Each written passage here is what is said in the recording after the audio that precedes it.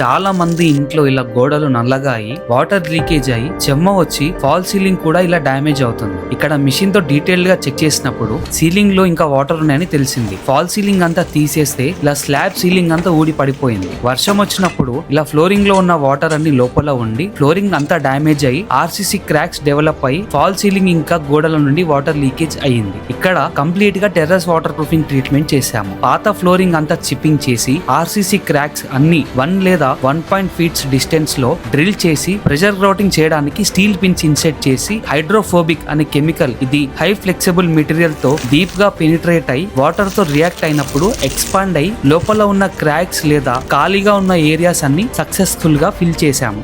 Parapet wall corners నుండి leak అవ్వకుండా SBR అనే కెమికల్ తో యాంగిల్ ఫ్లెక్స్ ప్రొవైడ్ చేసి స్లాబ్ మీద 2 కోట్స్ బ్రష్ బాండ్ ఆర్ఎఫ్ఎక్స్ తో వాటర్ ప్రూఫింగ్ చేసి హై పాలిఫైడ్ మోటార్ ఎస్బిఆర్ శాండ్ ఫైబర్స్ తో ఫ్లోరింగ్ చేసి ఫైనల్ గా doctor Fixit roof seal polyurethane hybrid, ఇది 300% ఎలాంగేషన్ 10 డిగ్రీ సెల్సియస్ హీట్ ని రెసిస్ట్ చేస్తుంది. దీంతో 3 కోటింగ్స్ చేసి కంప్లీట్ గా టెర్రస్ వాటర్ ప్రూఫింగ్ చేశాము. మీకు తెలిసిన వారికి ఇలాంటి ప్రాబ్లం ఉంటే తప్పకుండా సేవ్ చేసుకొని షేర్ చేయండి. Thank you.